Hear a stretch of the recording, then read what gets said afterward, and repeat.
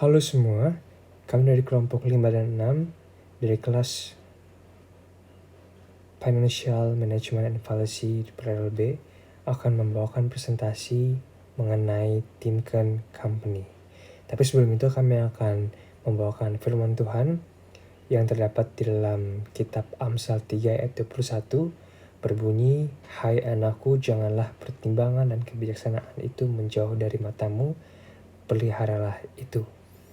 Di ayat ini, di kitab Amsal 3 ayat 21 ini mengajarkan kepada kita bahwa kita harus memelihara pertimbangan dan kebijaksanaan itu.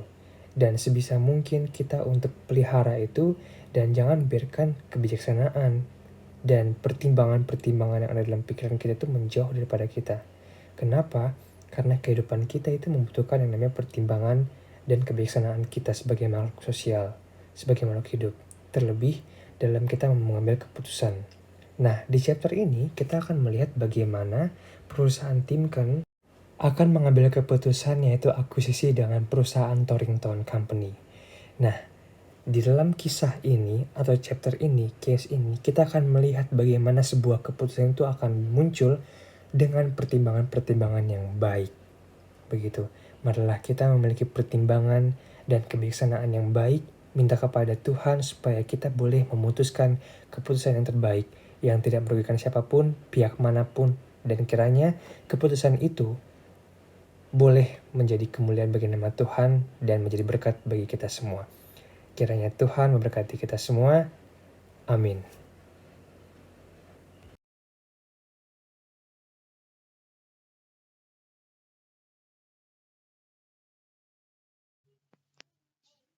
Pembahasan yang pertama ini akan disampaikan oleh grup 5.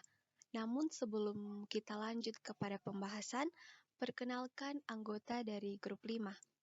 Ada Wala Selin, Sangeroki Erika, Sumenda Rivena, Karamoy Francisco, Majanduga Fandi, dan Tamunu Beverly. Sebelum kita masuk pada pembahasan yang lebih lanjut, perlu diketahui bahwa pembahasan pada saat ini melibatkan 3 perusahaan. Yang pertama, The Timken Company.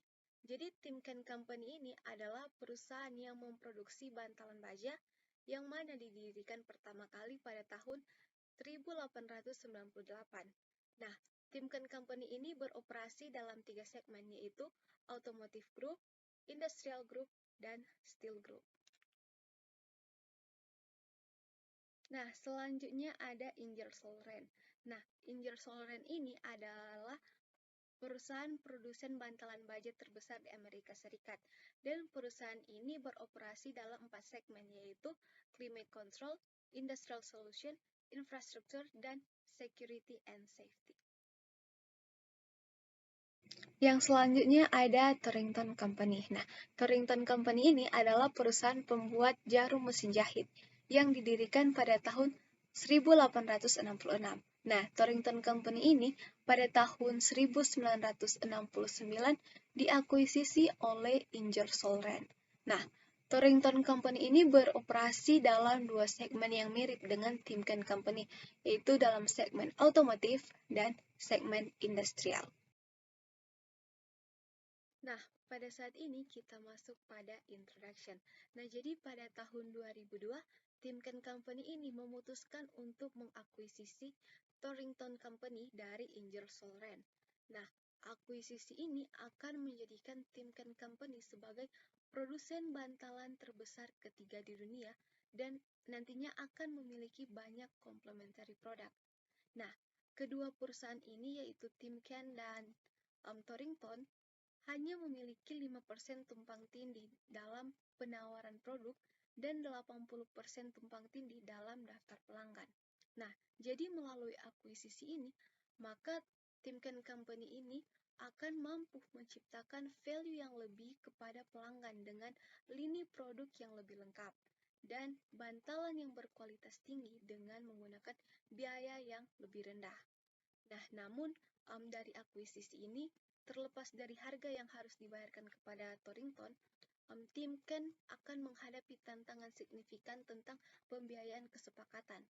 Nah, dalam peninjauan, Timken mendapat peringkat BAA1 atau 3B yang mana ini menyebabkan Timken untuk sulit mengumpulkan uang tunai yang dibutuhkan tanpa secara signifikan meningkatkan tingkat utang di pembukuan.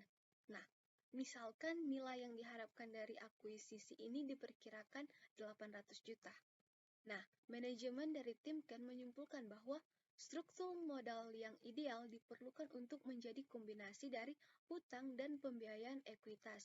Nah, jadi Timken mempunyai dua opsi untuk membayar akuisisi ini, yaitu yang pertama, menerbitkan saham ke publik untuk mendapatkan uang tunai atau menerbitkan saham secara langsung kepada Ingersoll-Rand sebagai pertimbangan untuk akuisisi dari Torrington Company.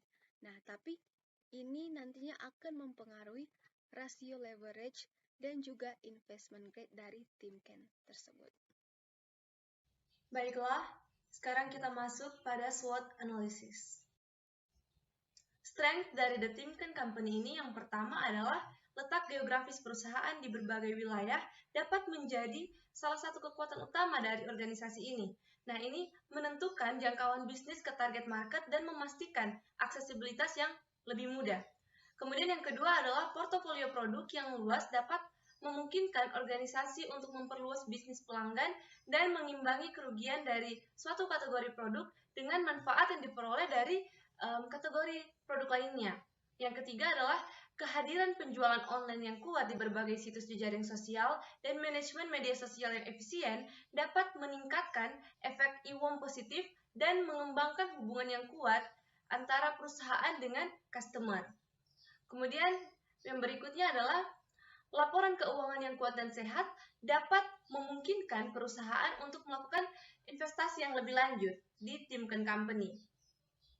Berikutnya, lokasi yang strategis dapat meningkatkan posisi kompetitif perusahaan dalam berbagai cara seperti biaya yang lebih rendah, aksesibilitas yang lebih baik, atau citra merek yang lebih ditingkatkan. Kemudian infrastruktur IT yang dikembangkan dengan baik dan terintegrasi secara efisien dapat meningkatkan efisiensi operasional dan meningkatkan pengetahuan tentang tren pasar terkini. Lalu yang berikutnya adalah sumber daya manusia yang kompeten dan berkomitmen dapat bertindak sebagai sumber keunggulan kompetitif yang kuat, terutama ketika bisnis berorientasi pada servis atau layanan. Yang selanjutnya adalah kualitas produk yang tinggi. Nah, kualitas produk yang tinggi ini dapat meningkatkan loyalitas merek dan meningkatkan kinerja The Timken Company di pasar yang kompetitif.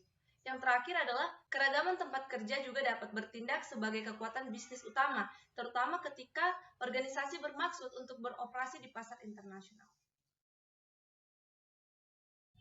Baiklah, sekarang saya akan membahas tentang the weaknesses dari The Timken Company. Yang pertama, perusahaan dapat kehilangan efisiensi karena praktek inventory manajemen yang buruk. Kekurangan atau kelebihan inventory dapat mengakibatkan hal yang sama buruknya. Kemudian yang kedua, budget yang tidak mencukupi untuk kegiatan pemasaran dan promosi melemahkan kemampuan perusahaan untuk memperluas basis customer dan mendorong pembelian ulang atau repeat order. Kemudian yang ketiga, expenditure yang lebih sedikit untuk kegiatan penelitian dan pengembangan dapat melemahkan kinerja perusahaan karena kurangnya pengetahuan pasar lokal maupun internasional. Yang berikutnya adalah ketidakmampuan untuk memahami kebutuhan dan ekspektasi customer menyebabkan proses pengambilan keputusan strategis yang tidak efektif. Dengan kelemahan ini, organisasi mungkin tidak dapat mengidentifikasi the potential improvement dalam produk atau service. Kemudian, harga yang di-charge oleh bisnis mungkin tidak dapat dianggap wajar jika dibandingkan dengan karakteristik produk atau service. Ini menunjukkan perlunya revisi strategi penetapan harga. Kemudian yang berikutnya adalah layanan pelanggan yang buruk atau seperti penanganan keluhan pelanggan yang tidak efisien dapat memicu berita negatif dari mulut ke mulut tentang bisnis yang sedang dijalankan dan mempengaruhi pertumbuhan bisnis tersebut. Kemudian pengambilan keputusan di perusahaan Timken ini memakan waktu yang terlalu lama menyebabkan penundaan yang lama dalam memperkenalkan produk baru di pasar. Kemudian yang berikutnya, Praktek manajemen proyek yang buruk secara internal dapat melemahkan kemampuan organisasi untuk berhasil membuka cabang baru atau memperluas lini produk. Yang terakhir, budaya organisasi juga bisa menjadi kelemahan internal yang besar jika tidak sejalan dengan tujuan strategis dalam suatu bisnis. Misalnya, tujuan strategis utama dari suatu organisasi bisnis yang dipilih adalah untuk meluncurkan produk yang inovatif dan yang terbilang baru di market. Tapi ada sikap menolak risiko yang terlalu besar dalam budaya organisasi yang membuat karyawan tidak bisa berpikir secara kreatif. Baiklah, sekian dari strengths and weaknesses. Selanjutnya akan dibahas oleh teman saya. Baiklah, saya akan melanjutkan pembahasan yang teman saya sudah bawakan tadi di bagian strength dan weakness. Kali ini saya akan membahas tentang bagian opportunities dan threat. Di bagian opportunities ini terdapat beberapa poin. Yang pertama, perkembangan teknologi. Jadi perusahaan Timken mengembangkan teknologi baru untuk membantu proses produksi dan pengiriman produk atau jasa yang dapat dimanfaatkan untuk menanamkan sebuah inovasi dalam operasi bisnis mereka.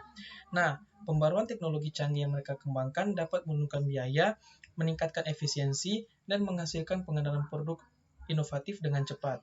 Yang kedua, munculnya e-commerce dan pemasaran media sosial sebagai tren dapat menjadi peluang besar bagi perusahaan Timken jika tidak memastikan kehadiran online yang kuat di berbagai situs di jaringan sosial.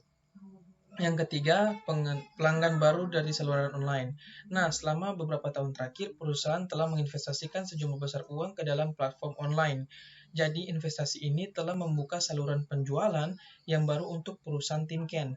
Dalam beberapa tahun ke depan, perusahaan akan memanfaatkan peluang ini dengan mengenal pelanggannya lebih baik dan melayani kebutuhan mereka menggunakan analitik data besar. Dan yang keempat, pekerja terampil. Peningkatan pendidikan dan pelatihan oleh berbagai lembaga telah meningkatkan jumlah besar tenaga kerja terampil yang tersedia di dalam negeri. Ini berarti bahwa jika perusahaan Timken mampu mempekerjakan tenaga kerja terampil, maka biaya yang dikeluarkan untuk pelatihan dan pengembangan akan lebih sedikit sehingga menghemat biaya. Pembahasan selanjutnya di bagian trade. Di bagian trade ini juga ada terdapat beberapa poin. Yang pertama, kekurangan tenaga kerja terampil di pasar dapat mempersulit organisasi untuk menarik bakat dengan keterampilan yang tepat. Yang kedua, perkembangan teknologi oleh pesaing. Perkembangan teknologi baru oleh beberapa pesaing dalam industri menimbulkan ancaman bagi perusahaan Timken karena pelanggan yang tertarik pada teknologi baru ini dapat kalah dari pesaing sehingga mengurangi pangsa pasar perusahaan Timken secara keseluruhan. Yang ketiga, meningkatnya persaingan. Telah terjadi peningkatan persaingan dalam industri yang menekan harga. Hal ini dapat menyebabkan penurunan pendapatan bagi perusahaan Timken jika menyesuaikan dengan perubahan harga atau akan kehilangan pangsa pasar jika tidak. Dan yang keempat, pendatang baru. Ada banyak pemain yang telah memasuki pasar dan mendapatkan pangsa pasar. Dengan mendapatkan pangsa pasar perusahaan yang ada, ini merupakan ancaman bagi perusahaan Timken karena dapat kehilangan pelanggannya atas pendatang baru ini. Nah, pembahasan selanjutnya saya serahkan kepada teman saya.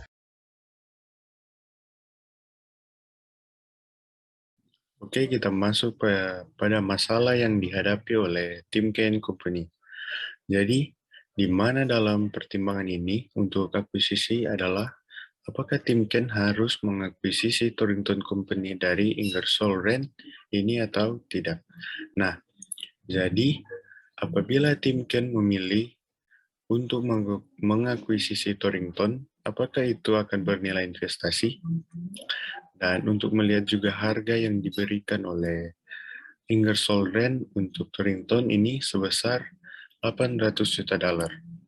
Apakah ini nilai perusahaan Timken ini sesuai dengan harga tersebut atau dari mana perusahaan tidak mendapatkan uang untuk akuisisi?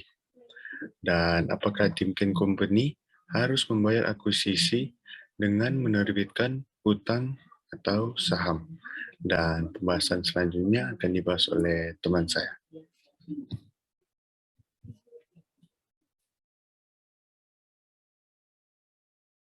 Nah, baiklah, saat ini saya akan masuk dalam bagian alternatif. Nah, dalam bagian alternatif ini untuk pembayaran tunai untuk akuisisi mereka melalui penerbitan hutang, penerbitan saham, dan yang terakhir penerbitan hutang 50% dan saham 50%. Nah, jadi ada juga penawaran saham senilai 100 juta dolar dan pembayaran tunai yaitu senilai 700 juta dolar melalui hutang dan saham ini. Nah, ada dua alternatif. Alternatif yang pertama akuisisi Torrington Company dari Ingersoll Rand dengan kesepakatan tunai. Nah, jadi ini Timken dapat meningkatkan ini jumlah uang tunai yang dorang butuhkan dengan melalui beberapa opsi. Nah, yang pertama itu mereka menggalang 800 juta dolar untuk kesepakatan tunai dengan menerbitkan dorang pe saham ke publik. Nah, yang kedua itu mereka meningkatkan ini dorang pe 800 juta dolar untuk kesepakatan tunai dengan ini penawaran hutang. Nah, yang ketiga itu ada menggalang 800 juta dolar dengan kombinasi pembiayaan hutang dan ekuitas atau rasio 50/50. Nah, dengan dorang menggunakan ini 3 alternatif ini, Timken dapat meningkatkan jumlah uang tunai yang dibutuhkan untuk diakuisisi. Nah, jadi dalam setiap kasus struktur modal Timken akan diubah. Jadi struktur modal yang optimal akan memastikan Timken dengan jumlah net acquisition value yang tertinggi dan nilai ekuitas per saham yang tertinggi. Nah, namun dalam opsi ini Timken akan terpaksa meminjam uang dengan tingkat timbal hasil yang tinggi. Nah, yang akan mengarah pada dorang peringkat non investasi grade dan itu tidak baik for dorang perusahaan. Nah, dan alternatif yang kedua itu akuisisi Torrington Company dari Ingersoll Rand dengan menawarkan ini saham ke Ingersoll Rand. Nah, jadi ini Timken ini dapat memperoleh ini Torrington dengan menawarkan dorang pe saham ini ke Ingersoll. Nah, jadi untuk tujuan ini Timken dapat menerbitkan ini dorang pe ekuitas sebesar 4 juta dolar dan dorang pe hutang senilai 300 juta dolar. Nah,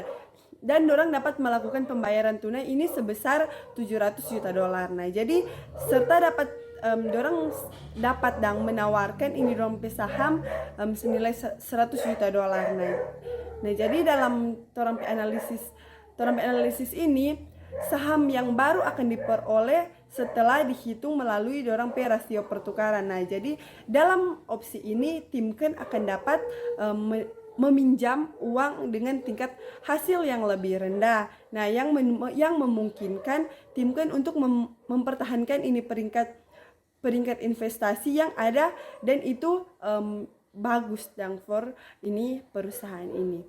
Dan yang selanjutnya akan dilanjutkan oleh teman saya. Pada saat ini kita masuk di decision atau keputusan yang diambil oleh The Timken Company, yaitu pengakuisisian Torrington Company dari Ingersoll Rand dengan kesepakatan Timken akan membayar dengan menggunakan opsi untuk 800 juta dolar dengan cara menerbitkan saham ke publik. Kemudian yang kedua dengan cara penawaran utang, dan yang ketiga melakukan pembayaran dengan kombinasi utang dan ekuitas dengan rasio 50-50. Tapi dalam opsi ini, Timken terpaksa akan meminjam uang dengan tingkat imbal hasil yang tinggi, yang kemudian akan mengarah pada peringkat non-investment grade, dan itu tidak baik bagi perusahaan. Seperti saran teman-teman bisa lihat di slide, bahwa dari perhitungan rasio keuangan di sini yang teman-teman bisa lihat, bahwa Timken meminjam uang sebesar 800 juta dolar dan itu akan menurunkan peringkat atau menurunkan investment grade menjadi B. Dengan investment grade yang rendah itu dapat memberikan nilai negatif bagi perusahaan. Contohnya, bank yang menjadi enggan memberikan pinjaman sehingga perusahaan kemudian akan memiliki keterbatasan dalam pendanaan. Mungkin itu keputusan yang diambil oleh Timken Company. Terima kasih.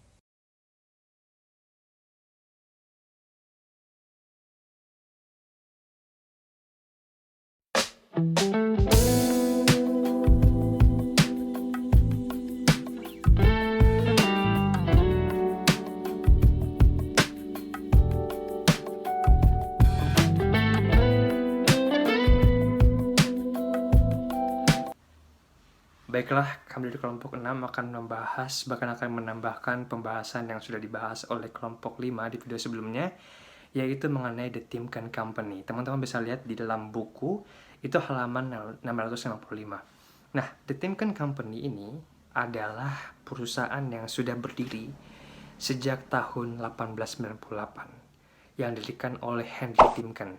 Dan perusahaan ini sudah berdiri selama 100 tahun lebih. Nah, di dalam case ini diambil dari latar belakang tahun 2002. Nah, jadi kita akan membahas mengenai The Timken Company dan bagaimana dia ingin mengakuisisikan perusahaannya dengan Torrington. Begitu. Nah, kita tahu bersama dalam case ini, Timken ini ingin mengakuisisikan perusahaannya dengan Torrington.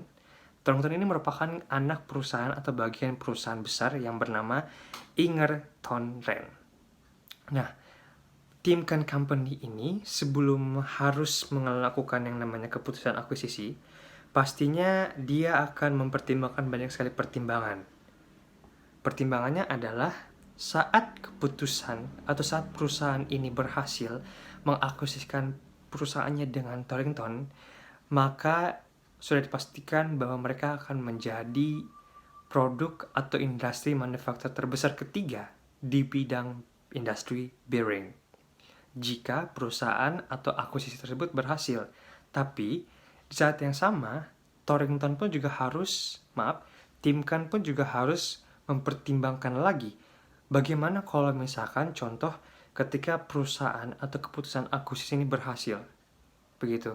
Maka perusahaan tersebut akan berdampak kepada yang namanya kondisi finansial atau finance dari Timken Company tersebut. Kita bisa lihat bahwa akuisisi ini adalah satu keputusan atau proses yang mengandalkan duit, yang membutuhkan duit banyak. Begitu.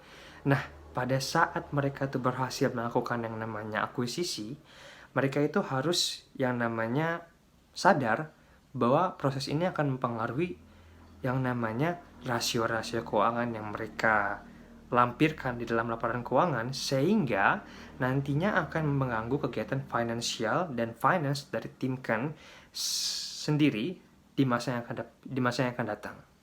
Begitu. Itu merupakan pertimbangan bahkan keputusan-keputusan sebelum diambilnya, disahkannya akuisisi ini dengan Torrington. Nah, seperti yang kita lihat bahwa Timken Company ini merupakan perusahaan yang bergerak di industri bearing. Setidaknya ada 3 segmen utama, kegiatan utama dari Timken. Yang pertama adalah otomotif, industri, dan juga segmen baja. Untuk segmen otomotif sendiri, mereka itu pelanggannya lebih kepada produsen mobil, truk, dan juga mesin pertanian. Begitu. Itu untuk segmentasi atau pelanggan yang dimiliki oleh The Timken Company itu.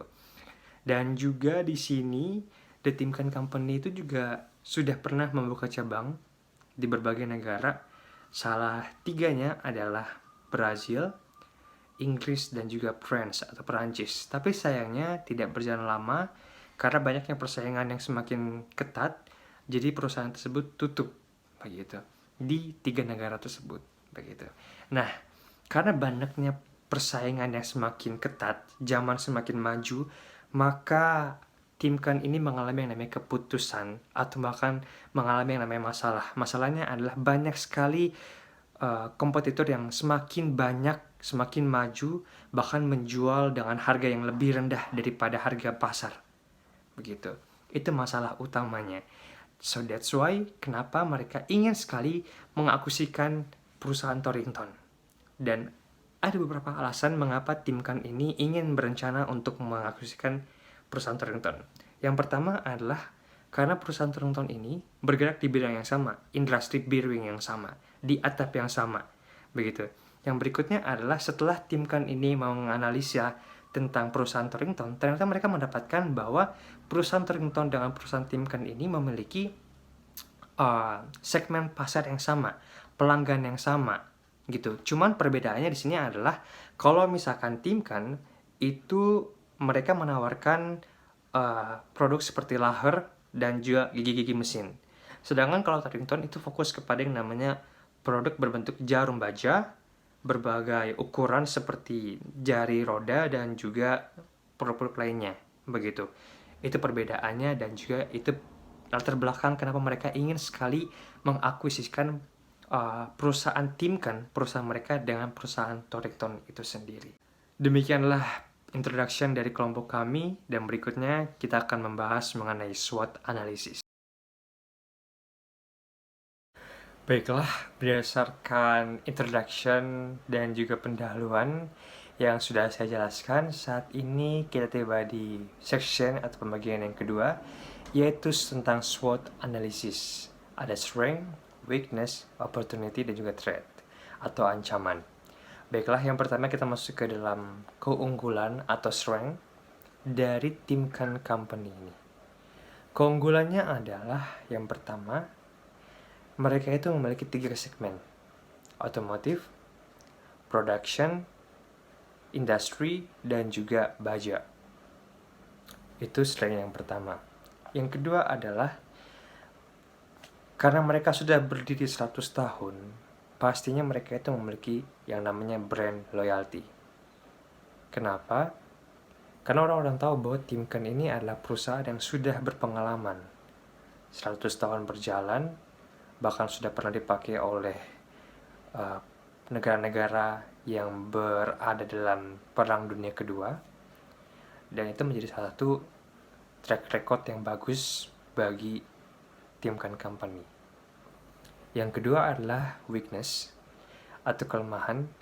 Kelemahannya adalah mereka itu memiliki terlalu banyak karyawan, sebesar 18.000 karyawan. Dan ini bisa jadi menjadi satu bumerang yang cukup kuat bagi Timken Company. Dan bahkan ini menjadi satu kerugian. Bisa jadi ini menjadi satu kerugian bagi Timken Company. Kita tiba ke dalam opportunity atau peluang yang didapatkan oleh Timken Company.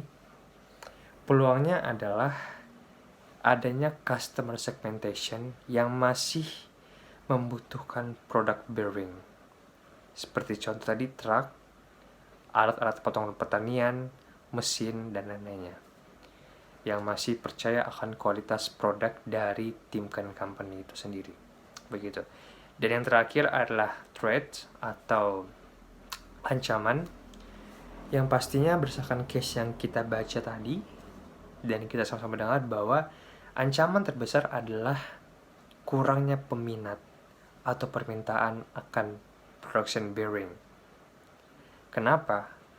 Alasan utamanya adalah munculnya pesaing-pesaing baru yang mengeluarkan produk dengan harga yang lebih murah dibandingkan Timken Company. Dan ini menjadi satu ancaman, bahkan akan menjadi satu kerugian bagi Timken Company jika tidak melakukan yang namanya inovasi. Sekian dari kami dalam SWOT analysis, dan berikutnya akan dijelaskan oleh teman kami mengenai statement of the problem. Oke, terima kasih atas kesempatan. Pada saat ini saya akan melanjutkan dari case introduction dari perusahaan Timken Company. Nah, karena berbagai ancaman yang diterima oleh Timken Company pada industri bisnis bearings, Timken berencana untuk mengakuisisi portofolio usaha mereka untuk menghasilkan market share dan dalam individual bearings. Nah, Timken berencana untuk melakukan usaha akuisisi terhadap Torrington yang merupakan segmen atau anakan perusahaan manufaktur besar bernama Ingersoll Rand. Nah, Timken dan Torrington ini memiliki sama-sama beroperasi, yaitu kemiripan dalam industri bearings. Setelah membandingkan customer list antara perusahaan, akhirnya Timken menemukan bahwa pelanggan dari Timken dan Torrington ini memiliki kesamaan. Walaupun produk yang ditawarkan oleh Timken dan Torrington ini berbeda, di mana Timken fokus pada produk seperti leher dan gigi-gigi mesin, sedangkan Torrington fokus pada produk berbentuk jarum baja. berbagai ukuran untuk jari-jari dan sebagainya. Nah, akan tetapi Timken juga harus mempertimbangkan pengaruh dari tindakan akuisisi ini terhadap laporan keuangan Timken. Dan berdasarkan pendahuluan dan latar belakang case yang telah dipaparkan tadi, kami kelompok menyimpulkan bahwa statement of problem dari case ini ada dua, yaitu pertama, apakah Timken sebaiknya mengakuisisi Torrington? Apakah Torrington bisa menghasilkan profit yang baik jika bersama dengan Timken? Dan statement of problem yang kedua, yaitu tipe struktur pendanaan apa yang digunakan Timken untuk akuisisi Torrington, sehingga tindakan akuisisi tidak memperburuk angka-angka laporan keuangan Timken pada beberapa tahun setelah akuisisi. Oke, baik, sekarang kita akan membahas tentang solution dari problem pertama, apakah perusahaan Timken sebaiknya mengakuisisi Torrington atau tidak. Baik, pertama, jika kita melihat dari sudut pandang sinergi antar perusahaan, Timken dan Torrington punya pelanggan yang sama tapi menawarkan produk yang berbeda, tapi masih dalam industri yang sama. Sehingga bahan baku dari produk kedua perusahaan ini sama, yaitu besi dan metal, dan proses manufaktur yang serupa, sehingga Timken dan Torrington ini akan mendapatkan sinergi dalam value chain dan ekonomi of scale karena menggunakan mesin manufaktur yang sama dan proses manufaktur yang serupa. Kemudian jika kita melihat dari sudut pandang profitabilitas dari Torrington seperti data yang terlampir pada Exhibit 5, bisa kita lihat informasi forecast dari income perusahaan Torrington, di mana operating income dari Torrington sendiri dalam $1 juta pada tahun 2003 adalah 90.70 dan terus meningkat sampai 116.70, yang berarti perusahaan Torrington sendiri menghasilkan profit yang berkembang berdasarkan forecast dengan sales growth 6,50% dan operating margin sebesar 7,10%. Nah, untuk capital expenditure sendiri bervariasi. Capital expenditure pada tahun 2003 lebih besar dari tahun berikutnya dengan asumsi akuisisi dilakukan pada tahun 2002 sampai 2003. Nah, maka ada biaya untuk akuisisi dan persiapan penyatuan value sudah terintegrasi dengan Timken sehingga expense bisa ditekan. Selanjutnya kita akan melihat present value dari data ini untuk melihat nilai dari informasi forecast Torrington jika berdasarkan nilai uang saat ini. Maka kita pertama-tama harus menambahkan depresiasi karena depresiasi bukan pengeluaran kas dengan NOPLAT atau net operating profit less amortization dan tax. Kita akan mendapatkan cash flow dari laba kotor kemudian dikurangi dengan expense, maka didapatkan free cash flow. Nah, kesimpulan di sini bahwa jika dilihat dari free cash flow perusahaan pada tahun 2003 terjadi kerugian besar sebesar 31.83 dikarenakan adanya expense untuk integrasi value chain dengan Timken yang pada periode selanjutnya menghasilkan profit 22,79, 22.89, 23.18 dan 14.36 yang menandakan adanya pola kenaikan pada free cash flow. Kemudian solution problem yang kedua, yaitu di mana Timken harus memilih pendanaan untuk melakukan akuisisi terhadap Torrington. Nah, pada saat ini kelompok kami ingin mengajukan dua alternatif solution untuk proses pendanaan Timken. Dengan asumsi harga untuk akuisisi perusahaan Torrington adalah $800 juta. Nah, pada alternatif yang pertama, kami mencoba melihat efektif jika Timken melakukan pendanaan 100% dari surat hutang untuk membeli perusahaan Torrington. Bisa kita lihat bahwa EBIT atau earnings before tax dari Timken pada tahun 2002 adalah 110.70, kemudian EBITDA 257.20, interest expense 29.90 yang bisa kita lihat dalam Exhibit 1. Kemudian menggunakan skema alternatif pertama yaitu 100% debt, maka total debt awal perusahaan Timken sejumlah 461.20 akan ditambahkan dengan 800 sehingga menjadi 1261.20. Kemudian equity dengan tidak ada perubahan sebesar 609.10. Hal ini akan berdampak pada rasio keuangan milik Timken yaitu debt atau capital ratio dengan hasil 67% jika menggunakan pendanaan 100% debt. Rasio debt kapital 67% sendiri adalah rating B pada S&P Credit Rating tahun 2002.